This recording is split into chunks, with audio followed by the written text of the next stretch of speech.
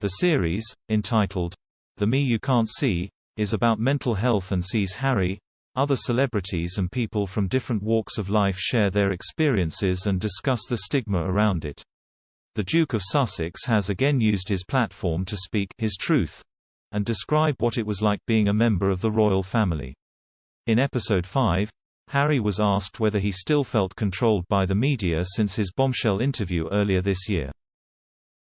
He said he did not, but added, "They're desperately trying to control the narrative because they know that if they lose it, then the truth will come out."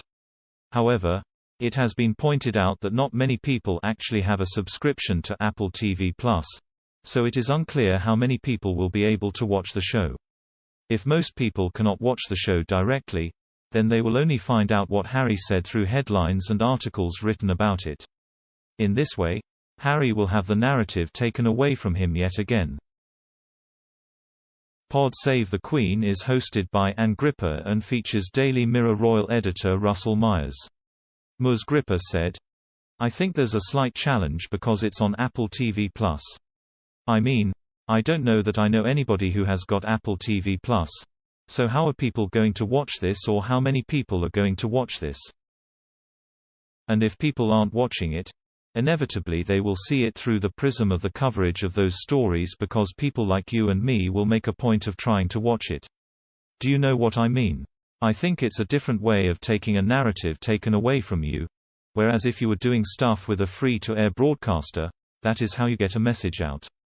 So it's that tension between getting a message out and doing something because it's your job."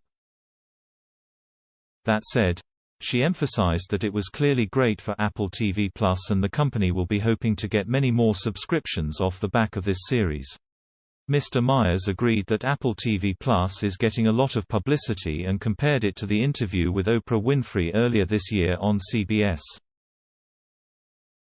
CBS released several preview clips ahead of the actual program which set the world alight and made front pages all around the world. He recalled how people online were discussing these clips and making up their minds about the interview before they even saw the full 2 hours. Similarly, Harry may find that people watch the trailer for his Apple TV+ series and draw conclusions from those because they are unable to watch the full thing.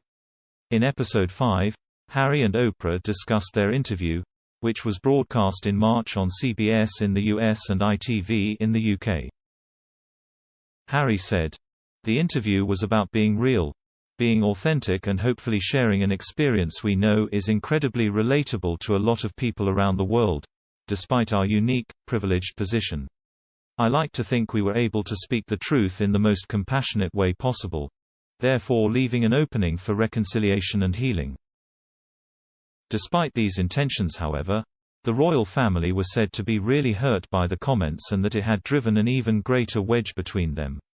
While Harry, William and Charles were able to speak a little at Prince Philip's funeral, the Duke of Sussex rushed back to the US afterwards to be with his pregnant wife Meghan Markle. In The Me You Can't See, Harry also claimed that the media and the firm worked together against Meghan, which contributed to her mental health difficulties. He said, "Before the interview, because of their headlines and the combined effort of the firm and the media to smear her, I was woken up in the middle of the night to her crying in her pillow because she doesn't want to wake me up because I'm already carrying too much. That's heartbreaking." He went on to say that therapy is what helped them and is why they're here now. The Duke added that moving to Los Angeles was scary, but he did not regret it because his mental health is so much better now.